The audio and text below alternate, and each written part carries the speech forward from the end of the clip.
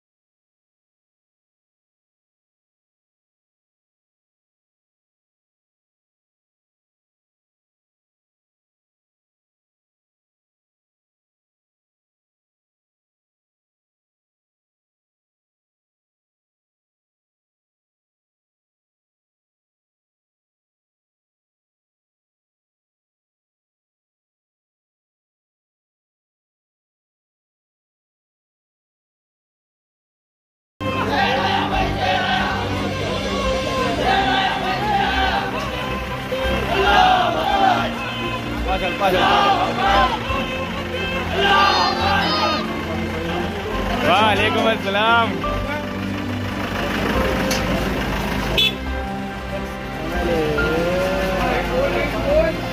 पंचोत्तर में जश्न आजादी के मौके पे खास आज हमारे सबके मेरे बड़े भाई ऐसे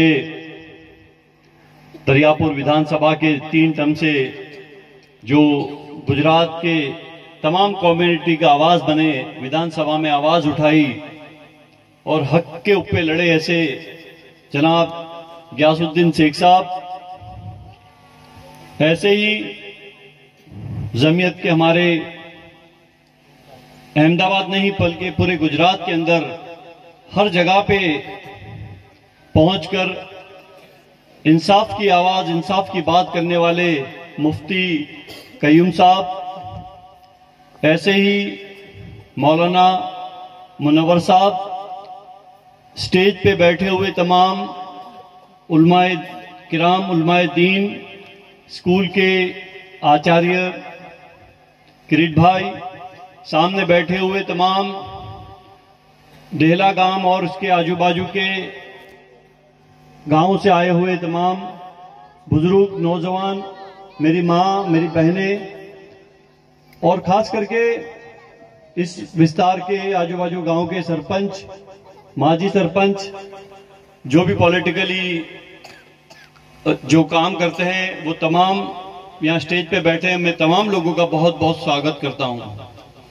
खास करके आज जश्न आजादी में मुसलमान का क्या किरदार था, वो टॉपिक पे बात करने के लिए मुफ्ती साहब ने ये प्रोग्राम यहां पर रखा है। जश्न आजादी में हमने हमारे उलमाए दिन, उलमाए किराम जिस तरह से शहीद हुए और अंग्रेजों को जिस तरह से हिंदुस्तान से भगाया, उसकी शुरुआत करने वाले कौन थे, वो तफसील से मुफ्ती साहब बताएंगे। लेकिन मैं आपको यही कहना चाहता हूं कि देश को आजाद हुए 75 साल हो गए। देश 75वीं अमृत महोत्सव बना रहा है और हम सब उसके हिस्सेदार हैं। जितना हक उनका है, उनसे ज्यादा हक हमारा है।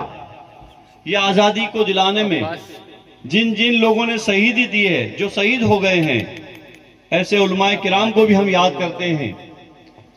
हमारे देश के वो सपूतों को याद करते हैं। हम महात्मा गांधी जी को याद करते हैं, सरदार वल्लभ भाई पटेल को याद करते हैं, मौलाना अबुल कलाम आजाद को याद करते हैं, सरहद के गांधी खान अब्दुल गफ्फार खान को याद करते हैं, और ऐसे कई जो हमारे देश के लिए जिन्होंने बलिदान दिया, जो शहीद हो गए, उन तमाम शहीदों को हम याद करते हैं। आज हमारा देश जिस तरह से आगे बढ़ रहा है और देश के अंदर 140 करोड़ हमारे देश की आबादी है। हमारे देश के अंदर तमाम समाज, तमाम कम्युनिटी, हिंदू, मुस्लिम, सिख, ईसाई, तमाम समाज के लोग मिलजुल के रहते हैं। यही हमारे भारत देश की एकता है और ये एकता को बनाने का काम हम सबको करना है। यहां बैठे हुए तमाम लोग जवाबदार हैं और सब फिक्रमंद लोग हैं कि हमारे देश को जो मजबूत बनाने का काम हम साथ में मिलकर कर सकते हैं। कोई अकेला आदमी नहीं कर सकता। देश के हालात कुछ भी हो, लेकिन हमको घबराने की जरूरत नहीं है, हमको मायूस होने की जरूरत नहीं है। न घबराओ मुसलमानों, खुदा की शान बाकी है, अभी इस्लाम जिंदा है, अभी कुरान बाकी है। माशाअल्लाह। हमको घबराने की जरूरत नहीं। इसके लिए कि हमारा देश में जो संविधान है, हमारा देश का जो कानून है, वो सबके लिए 140 करोड़ लोगों के लिए है, ना किसी एक कौम के लिए, ना किसी मजहब के लिए है, तमाम कौम के लिए है। जो हमारे देश का संविधान बाबा साहेब आंबेडकर साहब ने बनाया है।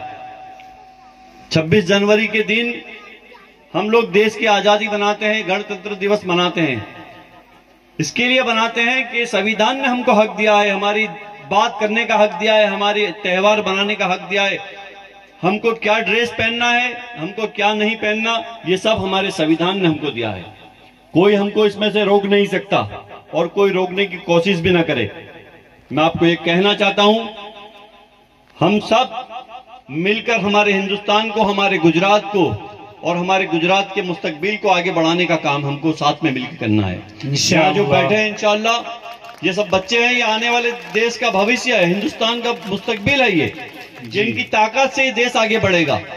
तो आपको ये बच्चों से, जो बड़े हैं उनको भी मैं ये कहना चाहता हूं कि बच्चों की हिम्मत, इनके एजुकेशन के अंदर, इनके पेरेंट्स से, इनके माँ बाप को भी यही कहना चाहता हूं कि बच्चों को एजुकेशन के अंदर ज्यादा से ज्यादा ध्यान दें। ये बच्चे पढ़ेंगे तो हिंदुस्तान का भविष्य बनने वाले हैं, आपके परिवार का भविष्य बनने वाले हैं। इसमें से कोई बनेगा, डॉक्टर बनेगा, कोई इंजीनियर बनेगा, कोई पुलिस में जाएगा, कोई वकील बनेगा, कोई बिजनेसमैन बनेगा। ये हिंदुस्तान का भविष्य है हमारा। ये आपको सबको, हम सबको समझना है। और खास करके मैं जहां जहां जाता हूं मैं यही बात करता हूं कि आजकल हमारे जो लड़के थोड़े कुछ कम पढ़ते हैं, लड़कियां ज्यादा पढ़ती हैं। जब इनाम देने का वक्त आता है, हम लोग जाते हैं ग्यासू भाई पूरे गुजरात का दौरा करते हैं, तो इनाम लेने के अंदर सबसे ज्यादा लड़कियां इनाम ले जाती है। तो मैं जो लड़कियां पढ़ती है उनको भी बहुत मुबारकबाद देता हूं, और जो लड़के कम पढ़ने में कम ध्यान रखते हैं उनको मैं थोड़ी नसीहत देना चाहता हूं कि पढ़ने में ज्यादा ध्यान देना। दिन और दुनिया, ग्यासू भाई ने बताया, दिन और दुनिया दोनों एजुकेशन हमारे लिए जरूरी है। दिन भी इतना जरूरी है बिल्कुल, और दुनिया भी हमारे लिए इतनी जरूरी है। आप पढ़े लिखे होंगे तो आप कोई कलेक्टर को भी मिलने जा सकते हैं, पुलिस कमिश्नर को भी मिलने जा सकते हैं, कोई मंत्री को मिलने जा सकते हैं, कोई अधिकारी को आप भी कभी जाना है तो आप एजुकेटेड होंगे, पढ़े लिखे होंगे तो आप दरवाजा खोल के अंदर जा सकते हैं। आप अनपढ़ होंगे तो आपको कम से कम डर लगेगा अंदर कि मैं उसके साथ जाके क्या बात करूंगा।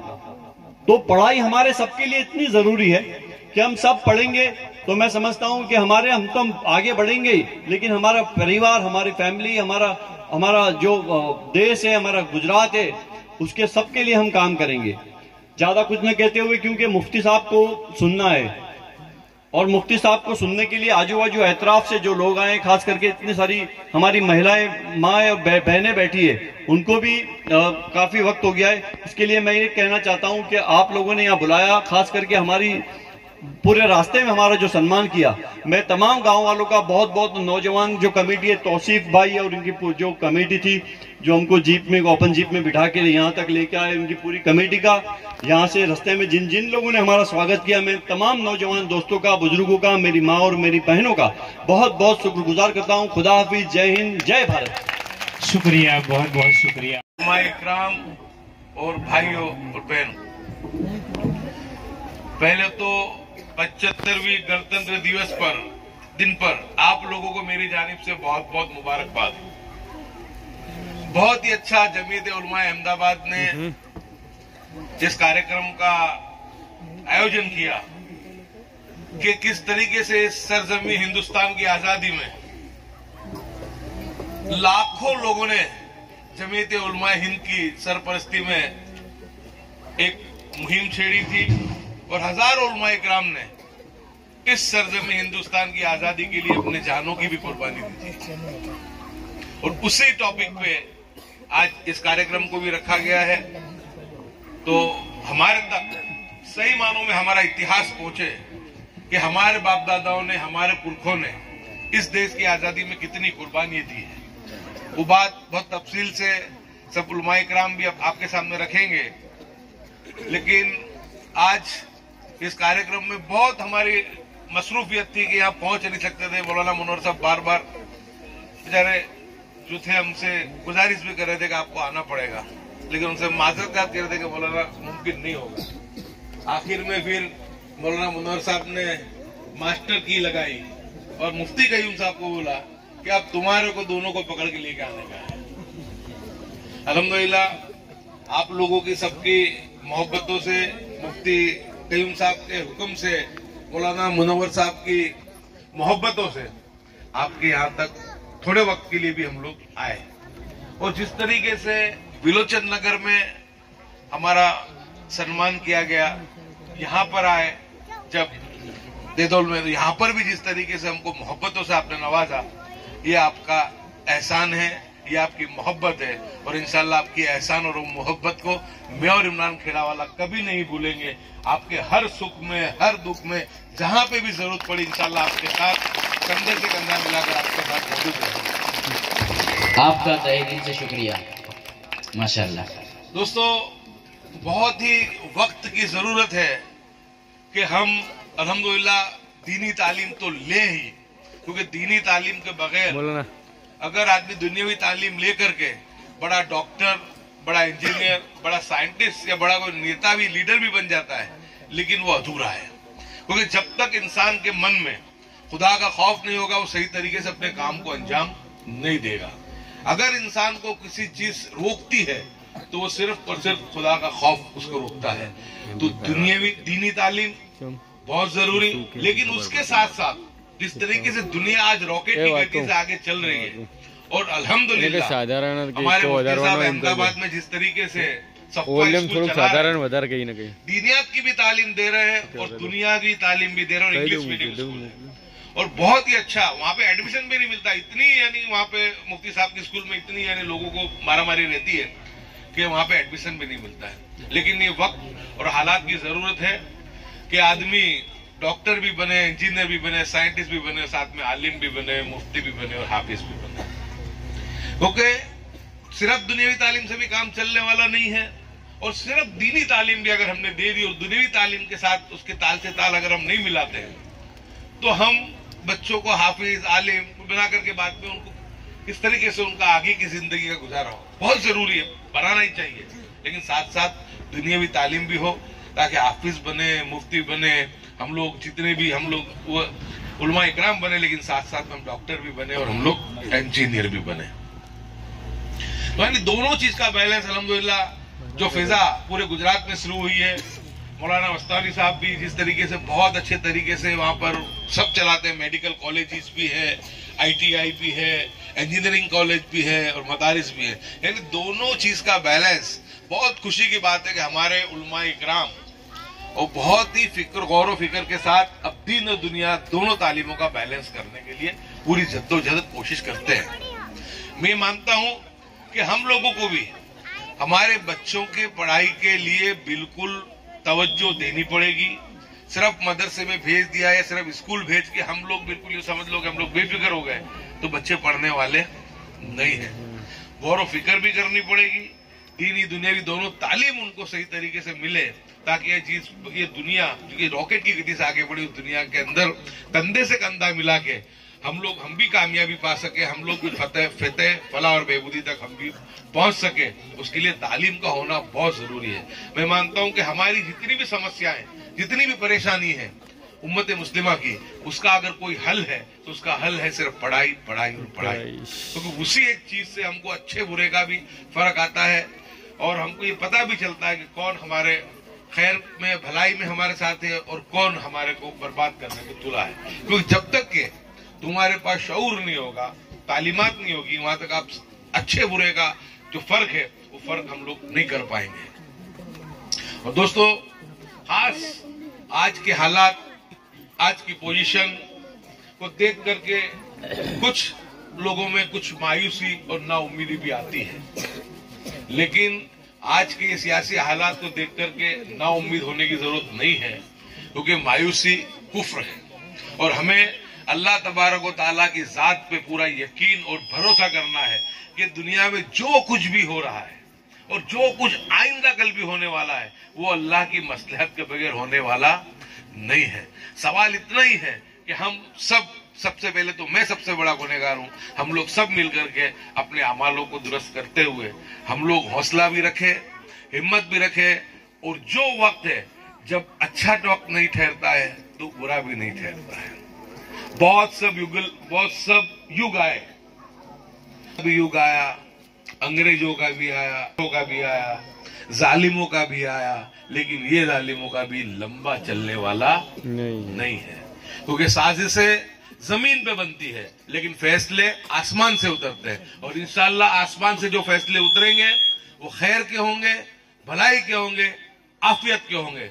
सवाल इतना ही है कि हम लोग हौसला और हिम्मत रखते हुए हम लोग जो भी मसाइल हमारे सामने आते हैं उसको बिल्कुल अमन और अमान के साथ, हमारे संविधान के साथ हमको मिलकर वही इसका सामना करके उस हालात का हमको सामना करना है।